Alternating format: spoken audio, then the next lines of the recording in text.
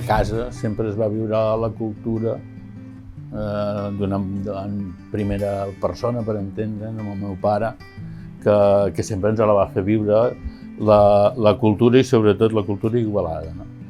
Jo molts dels coneixements que tinc sobre Igualada em venen del pare. De vegades, i això m'ho va explicar el pare, perquè no hi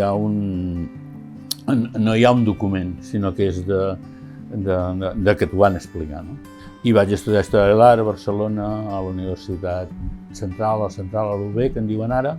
Quan vaig acabar, doncs, vaig començar aquí a Igualada. En aquell moment jo havia començat a fer treballs d'investigació a l'arxiu municipal, que l'arxiu municipal era un lloc on per accedir-hi doncs, havies d'anar a veure el senyor Carnell, et donava la clau, li havies d'explicar tot, i aleshores et donava la clau, pujaves dalt a un tercer pis de l'Ajuntament, a dalt de tot, en un lloc on feia un fred horrorós a l'hivern i una calor horripilant a l'estiu, i allà vaig començar a buscar coses, vaig començar el treball del modernisme, vaig començar totes aquestes històries, i així vaig començar aquí a treballar allà. Treballava allà unes hores i treballava de mestre a l'Abat Oliva i al Milà Fontanals unes altres hores.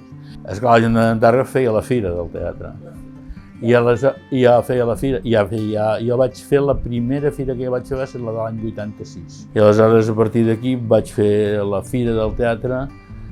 Fèiem cultura, bueno, és que tot era com molt diferent, no? La feina que he fet allà sempre ha sigut molt bona, jo estic molt content d'haver estat a Tàrrega, m'ho vaig passar molt bé, m'ho vaig passar molt malament, vaig tenir moltes pressions. La feina de Tàrrega era una feina molt dura, que no et deixava fer pràcticament res més, era un intensiu durant tot l'any. Ensenyar que era Tàrrega i això em va permetre doncs, anar pràcticament, no et diré tot el món, sobretot molt a Amèrica del Sud, perquè estaven molt... els agradava molt el model de Tàrrega, venien a Tàrrega, hi havia dos, bàsicament Mèxic, Xile i Argentina era un continu. Tot això, doncs, és clar, hi havia la vida igualadina, per entendre'ns, tot i que per mi Igualada moltes vegades era només un lloc de venir a dormir, però hi havia la vida igualadina i doncs vaig continuar fent la poca investigació que podia fer a Igualada, al local. En un racó hi tenia sempre aparcat el modernisme i es anava allà gestant una cosa que ha florit ara, i per altra banda col·laborant amb exposicions o amb la revista d'Igualada o amb el que fos per